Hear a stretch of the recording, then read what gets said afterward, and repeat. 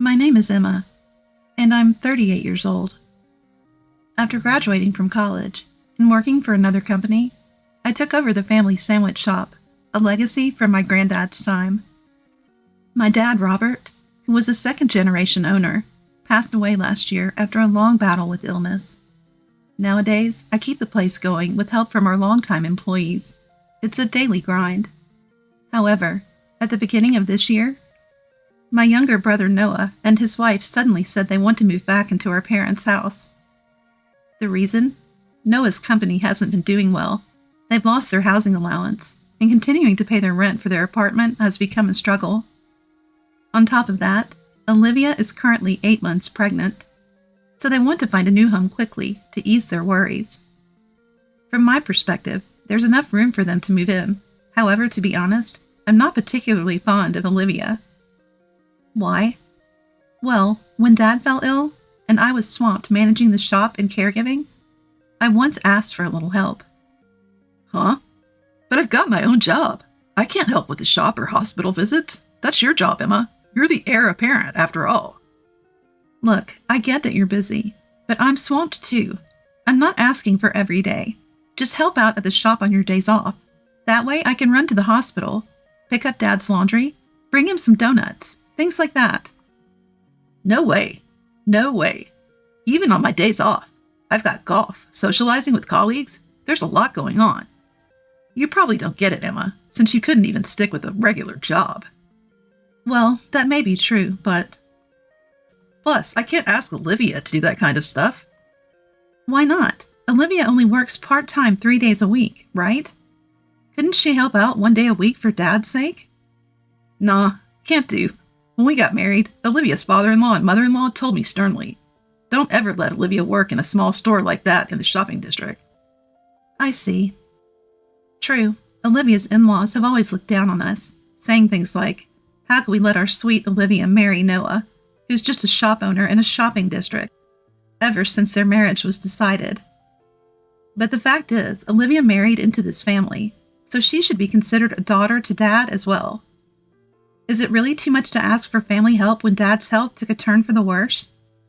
Because of these exchanges, our longtime employees, part-timers, neighbors in the shopping district, and even childhood friends have been cold not to just Noah, but also to Olivia whenever she shows up at the shop. Hey, I parked near the shopping district's entrance, and the chairperson said to me, back for another free meal at Emma's, are you? What's with the snark? Seriously, how rude. Well, that's a given. This is Noah's parents' place. Doing that much for Noah won't bring about any misfortune. As Olivia said this angrily, laughter erupted from the kitchen among the employees, saying, Then maybe Olivia should be the one to experience misfortune. Furious, Olivia and Noah stormed out, taking as many sandwiches and deli items as they could carry. It was hard to feel convinced when Noah later said he wanted to move in together. But unable to say no to a pregnant Olivia, we started living together, even though it didn't feel quite right. 3 months later, perhaps it was no surprise, but living with Noah and Olivia was an absolute disaster. Olivia, now at home all the time after quitting her job, used her first-time pregnancy struggles as an excuse to shove all the household chores onto me. Even though our home is above the store, with the second and third floors as living space, it didn't matter. During business hours, Olivia would demand, Hey Emma, I'm kinda thirsty. Could you run to the convenience store and get me some organic barley tea? It's almost lunchtime and we're pretty busy. Come on, it's not a big deal. It's not like you're doing anything important. Can't you wait a bit? Or take something from the fridge? I need it now. Noah drank from the bottle this morning, so now I can't drink it. I'm worried about germs for the baby. Well, why don't you come down to the store? We have various types of cold barley tea for sale. No way. Walking all the way down from the 3rd floor is too much for me. A pregnant woman? You wouldn't understand, Emma. You've never been pregnant or even married. Look, I may not have given birth, but you knew what you were getting into when you moved back in, right? Plus, we've got a home elevator installed when Mom got sick, so if stairs are a problem, you can use it. It's not just about that. I'm talking about your lack of consideration, Emma. Seriously, I'm worried about the future if you act like this now." In the end, frustrated by Olivia's complaints, I asked my part-time employee to cover for me, went to the convenience store to buy drinks, and delivered them to Noah and Olivia's space on the 3rd floor. Olivia kept finding reasons to summon me for various tasks, but as her due date approached, she went back to her parents' home. After returning home for the birth, Olivia gave birth safely. They said the boy weighed 110.07 ounces. However, I was told by Noah and Olivia to refrain from visiting because they didn't want people to find out that I'm the person who runs the sandwich shop. For the celebratory money, I was instructed to wire it to Noah's bank account. I was somewhat taken aback by their consistent behavior, but since I didn't want to get overly involved, I looked up the typical amount for a gift on the internet and transferred it to the designated bank account. 6 months had passed since Olivia returned from her parents' home. The first thing she said when she showed up in my living space on the 2nd floor was to plop down on the sofa and blurt out, "So, when are you planning on leaving?" "What? Leave? This house? Me?" "Yes. Haven't you heard anything from Noah?" As she said this, Olivia glanced toward Noah, who hastily began to make excuses. "Well, it's just, Emma is almost 40 and lonely, right? It's hard to tell her to move out on her own." "Ugh! Listen, being kind is one of Noah's good qualities, but you're a dad now. Act like it. Let me say this, Emma, are you aware that you're a woman still living in her childhood room?" "Living in a childhood room? A woman?" "Yeah, you've heard of it on the internet and TV, right? You're like one of those women who never left their childhood bedrooms and lives like some kind of monster. Dad's been gone for almost 3 years. Isn't it time you moved out of this house?" "But if I move out, then this house..." "Oh, are you worried about the sandwich shop downstairs? If so, no worries. We're shutting it down." "Shutting it down?" "Olivia, it's easy for you to say, but what about the employees and part-timers?" "Don't worry about that. I'll properly pay severance according to employment rules. Once Emma leaves, we're going to build a branch office for Olivia's dad's company here." "What? Olivia? Does even your parents-in-law know about this?" "It's more like establishing a branch for Dad's company here was a condition for them to approve our marriage." After that, they went on saying things like, "Move out within a month. Hurry up and inform your suppliers, and take any dishes, furniture, or sentimental items from the store area with you." And then, perhaps sensing my silent anger, "Even if you resent us, trying to squeeze money out of us is pointless." "Yeah, don't get ahead of yourself. We'll cover the employees, but that's it." It was then that I made up my mind. "Fine, I'll move out as quickly as possible."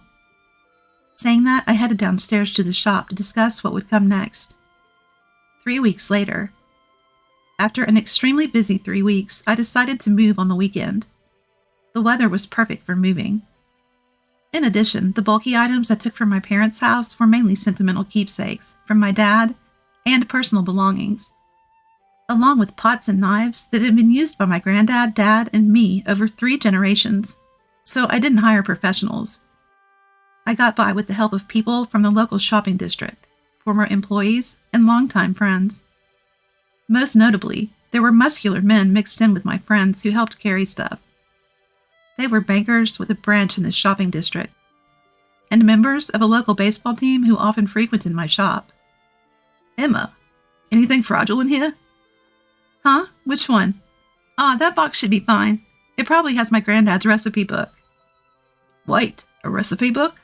Isn't that really important? It'd be bad if it got mixed up with the other boxes." "You're right. I'll take it separately in a cab at the end." While we were chatting and moving boxes, Noah and Olivia came down from the 3rd floor. "Hey, you're not taking anything extra, are you?" "Extra stuff?" "You know, things that you could turn into cash while you're moving." "Things I could turn into cash?" "Makes sense. It's not like you could afford to hire movers today." "Stop being so critical. Everyone's here to help me out of the kindness of their heart." "Ooh, scary. Making useless excuses, huh?" "Olivia, let's not make a big deal out of it. I took a look around the truck, and there's nothing of real value anyway. Let's just burn some incense to make sure she never comes back struggling financially again." "Sounds like a plan." Completely drained by their unfiltered insults, I let everyone hurry me along. We loaded all the boxes into the truck and left my parents' house. Several days later, a few days had passed since the move, and I was in a meeting when, just as I'd expected, I received a call from Noah and Olivia. Emma, what's the meaning of this? I'm in a meeting right now. What's so urgent? What's so urgent? Some guy just showed up at our house today and said, "This property has been acquired by our bank. Please vacate within 3 days." What's going on? Ah, that. Well, then you should do as the banker said. Do as he said? Are you saying you sold the place without telling us? It's my property, so what's wrong with selling it? Your property? This place belongs to Noah. Oh, really? Why's that? What do you mean, why? Dad passed away, so naturally the inheritance goes to me, the son, right? As Noah and Olivia loudly argue, I inform them that, legally, there's no difference in inheritance between a son and a daughter, so Noah and I would each get half. Even if that's the case, half of it is still mine. How could you just go and... Before he could finish. Well, the land and the building weren't Dad's to begin with, so the question of inheritance is moot. Upon hearing this, What? What are you saying? Don't tell me, Emma. Did you deceive Robert, your dad, and get him to transfer the property to you before he passed? And then Olivia starts shouting. My ears start to ache from the yelling, so I tell them I'll be there after my current meeting ends and hang up the phone. 2 hours later, after wrapping up my meeting, I head to my parents' house as promised. Joining me is the bank representative I was meeting with. All right, I'm here. So have you decided where you're moving to? Why do we have to move out? Exactly. Why is this happening? Oh, goodness. I hope that taking some time would help you all calm down and think clearly. Seems like that was wishful thinking. What did you say? Then explain it to us now. As Olivia, holding a child, continues to shout with conviction, I decide to spread out the documents I brought and explain things carefully. The land was inherited from my dad's father, my granddad. The building we're currently living in, which also serves as a shop, was rebuilt during my dad's time. Obviously, he couldn't pay for it all at once, so he took out a bank loan in his name to cover the costs. The loan wasn't easy to manage, but given that my mom had fallen ill and become less mobile at that time, Dad insisted on a home with an elevator. So you followed me up to here, right? Yes, we get it. But how does this connect to selling the place? Well, Dad was making the loan payments faithfully, but about 10 years ago, a situation arose where he couldn't make the payments. What do you mean he couldn't make the payments? Global stock market crash, the resulting recession, and on top of that, Noah suddenly says he needs money for studying abroad.